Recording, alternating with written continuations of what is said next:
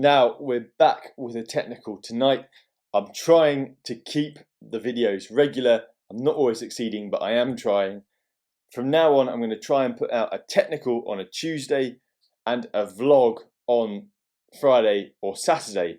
I've already failed. It's Wednesday night and I'm recording this technical, which should have gone on last night, but bear with me. I've been absolutely blown away, like I've said, by all the support so far. Thank you if you've watched, liked or left a comment on any of the videos, and if you've subscribed, even better. If you've been watching the videos and you've been enjoying them and you haven't yet subscribed, consider pressing that button and then the little bell next to it. Hitting the bell means you get alerts every time a new video is uploaded. That means you don't miss any. Seeing those guys who have subscribed already is a great boost just for my ego, but also it puts a bit more pressure on me to get those videos out regularly and hopefully keep some remotely useful or entertaining content coming your way. So it's win-win. Consider hitting that subscribe button. Other than that, let's get into it.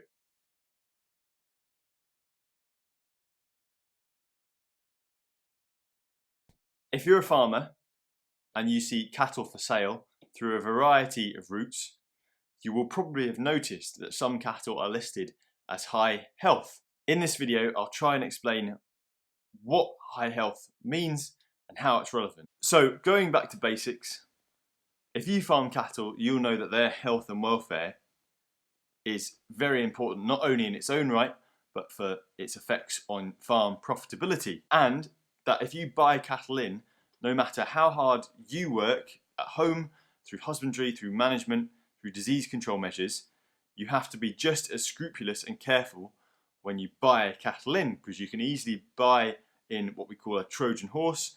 That is an infected animal that appears clinically healthy when you buy it, but that may bring infections onto the farm that can impact your own herd. In fact, the harder you work at home to keep your herd free from disease, the more important it is to keep disease out, because your herd is more likely to be naive, and that means if disease were to be reintroduced, they would be more vulnerable and the impact would be greater. So I guess the idea of high health cattle is that it is a means of reassuring farmers who purchase cattle that they are lower risk for certain diseases. Hence, it's now common to see these high health cattle advertised through auctioneers, through livestock agents and through private sale. In a lot of ways this is great because it shows that purchasers are demanding cattle of higher health status to protect their herds, and also that vendors are listening and actually responding to that demand. So, all's well? Not quite.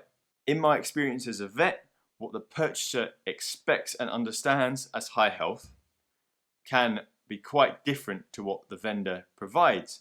And this is rarely, if ever, an attempt by anyone at being underhand. What's more common is that the other party assumes that they are on the same wavelength, or one or both parties doesn't fully understand the term, and now that is understandable because there's no formal definition of high health in cattle. If you need cattle that are high health, I would suggest that you source from herds that are formally accredited. Now, there are various health schemes available and they set rules for participating herds on things like testing, biosecurity, and these rules are often very similar or identical to other health schemes because they are all overseen by the same organisation. That scheme is called Cattle Health Certification Standards, or CHECS for short.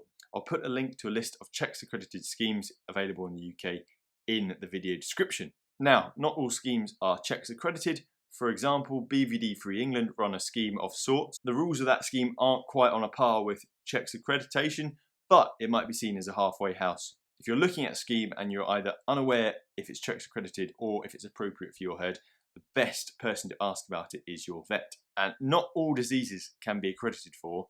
The ones currently given consideration under a CHECS accredited scheme are BVD, IBR, Johne's, Neospora, leptospirosis, and recently TB. Again, a herd might be testing for one, some, or all of these diseases. That is up to the participating herds. Why is formal oversight important? I would suggest there are two reasons. The first is that it standardizes the approach. It makes sure that when people are buying CHECS accredited cattle, that they know there is a formal and standard set of rules that participating herds must abide by. Some people's definition of high health might be that they've never found or diagnosed a certain condition in the herd. Now, consider that that might be an accurate representation of the herd's health status. It might also be a representation of the fact that no one's ever gone looking. Likewise, some herds do test for diseases, but very sporadically, very infrequently, and so the chances of missing a disease are much higher in those herds. Secondly, it professionalizes the job somewhat.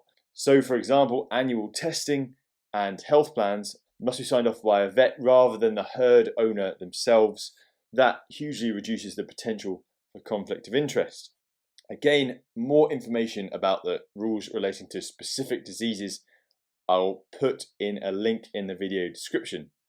So now, hopefully we understand accreditation. If you don't, by all means go back and watch the video as many times as you need to, or even better, give your vet a ring and they can explain it for you. It's at this point you as the farmer need to decide which disease or diseases are relevant to you, and therefore what you need in terms of reassurances.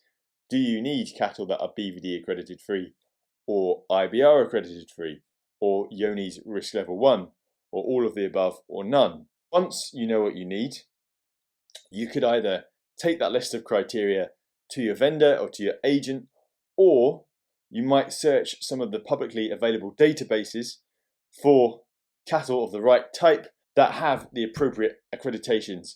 I'll put a screenshot up here of one such page from one of the checks accredited schemes operating in the UK. That is a premium cattle health scheme run by the SAC. Here you can see there are a couple of ways for searching different herds. So you know what you need, why you need it, and how to get it. You're sorted. I hope that's been clear. If you like that video, by all means hit like, leave a comment. Any feedback's great, not just on the content, but on how I put it together, positive or negative. I'm a big boy, I can take criticism. And of course, if you have enjoyed that and you haven't yet subscribed, consider pressing that subscribe button and hitting the little bell next to it so you don't miss any new videos. Over and out.